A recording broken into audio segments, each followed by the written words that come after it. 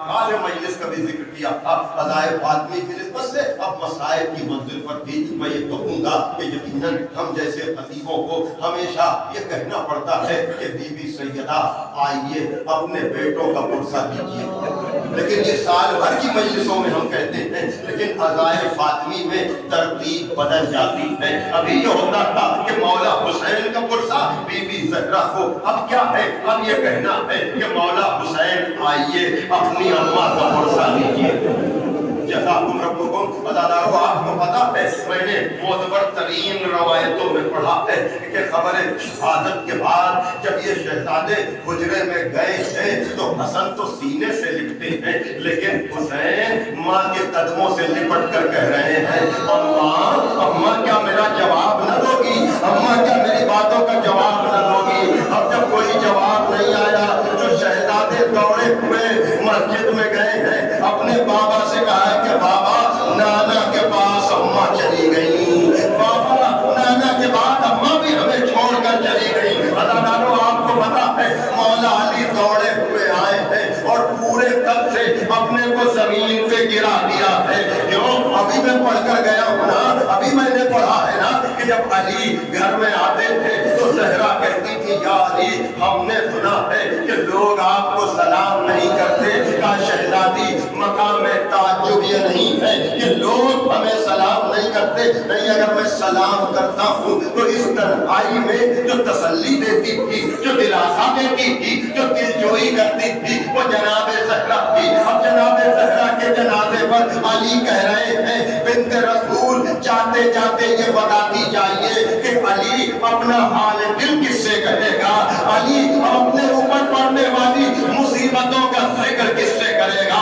ہاں دادارو یقیناً آنے والی مجالس میں آپ مسائل سنیں گے اور مصاب ہوں گے. خداوند عالم آپ کی ان آنسوؤں کو، آپ کے ان آنسوؤں کو بارگاہ رسالت و امامت سے شرف قبولیت عطا کرے. آپ کے نکلتے ہوئے آپ کو یقیناً دعائے حسنین ملے گی، رسالت معاف. لیکن میں آپ کو بتاؤں حسین کی بیٹی اور رسول کی بیٹی میں بڑی مطابقت ہے، بڑی مشابہت ہے.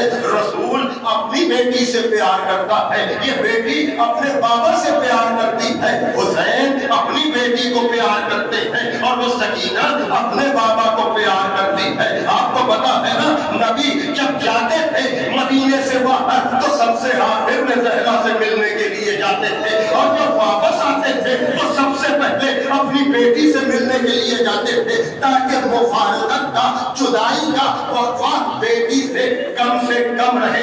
یہی وجہ ہے وقت آخر دیکھنے والوں نے دور سے دیکھا ہے کہ رسالت مآب نے بیٹی سے کچھ کہا، سیدہ کی آنکھوں سے آنسو جاری ہوئے، جب نکلتے ہوئے آنسو باپ نے دیکھے، پھر زہرا سے کچھ کہا. دیکھنے والوں نے زہرا کے لبوں پر تبسم دیکھا، مل کر کہا شہزادی اس میں راز کیا تھا کہ پہلے آپ نے گریہ کیا پھر آپ نے مسکرائی. کہا بابا نے جب اپنی جدائی کی ہمیں خبر دی تو ہماری آنکھوں سے آنسو نکلے، لیکن جب ہم رونے لگے تو میرے بابا نے کہا زہرا نہ گھبراؤ، تم ہی سب سے پہلے ہم سے ملو. جزاکم ربکم، تم ہی سب سے پہلے ہم سے ملو گی. اور یہی وجہ ہے آپ یاد کرتے ہیں نا 40 دن کی روایت ہے، 75 دن کی روایت ہے، 95 دن کی روایت ہے کہ اتنے ہی عرصے بیٹی باپ سے جدا رہی. اور یاد رکھیے گا بہت جلدی زہرا چلی گئی تو جس طرح سے اپنے بابا سے جلد زہرا جا کر ملی، اسی طرح سے اپنے بابا سے جلد جناب سکینہ ملی ہے. رسول کو زہرا سے پیار ہے، حسین کو سکینہ سے پیار ہے. جس طرح سے جناب زہرا ہے قبل شہادت اپنے بابا کو خواب میں دیکھا، اسی طرح سے جناب سکینہ نے اپنے بابا کو خواب میں دیکھا. دادی بھی زخمی ہے، پوتی بھی زخمی ہے، لیکن ایک فرق ہے، دادی کا تو پہلو شکستہ ہے لیکن پوتی کا بدن اتنا زخمی ہے کہ غسل کے وقت لباس بھی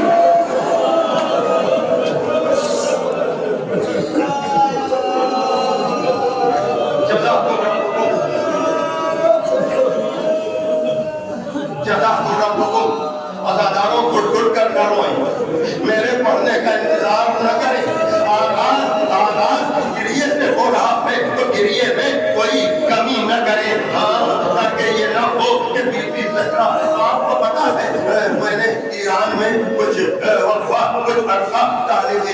गुजारा है। जैसे आपके यहाँ हर मजलिस का इख्तिताम मौला हुसैन की मुसीबत पर होता है, वैसे ही ईरान में मौइज़ा करने वाले, वाज़ करने वाले, खिताब करने वाले जो होते हैं, मसाइब किसी के भी पढ़ रहे हो, उनका इख्तिताम बीबी ज़हरा की शिकस्ता पसलियों के बयान पर होता है। हाँ नादारो, आपको पता है ना, ये नबी की बेटी जिसे रोने की इजाजत नहीं थी, जज़ाकुम रब्बुकुम, तो मैंने क्या कहा, दादी भी जख्मी है, पोती भी जख्मी है, दादी भी बाबा से मिली है, पोती भी बाबा से मिली है, दादी ने भी कब्ले शहादत बाबा को ख्वाब में देखा है, पोती ने भी कब्ले शहादत बाबा को ख्वाब में देखा है। लेकिन अज़ादारों, जरा सा फर्क है, जरा सा फर्क है, वहाँ मौला अली ने जनाजा उठाया है, वहाँ मौला अली ने जनाजा उठाया है। लेकिन अब से परसों, अब से कल तक जितनी भी मजलिसें होंगी, ये जुमला जब भी आपको याद आएगा आप रो लीजिएगा। और वो ये, भाई मैंने आते हुए मौला अली के लिए वसीयतों को देखा कि ज़हरा ने मौला अली से क्या क्या वसीयतें की है। हमें आप गुस्ल कफन दीजिएगा, हमें रात की तन्हाई में, और अली सबको हमारे जनाजे पर न आने दीजिएगा। सुना है ना आपने? मैं आपको बताऊं, जब निकलता हुआ जनाजा है, निकलता हुआ जनाजा है, कैसा ही घर क्यों न हो, कैसा ही घर क्यों न हो, जब जनाजा निकलता है तो रोने की आवाज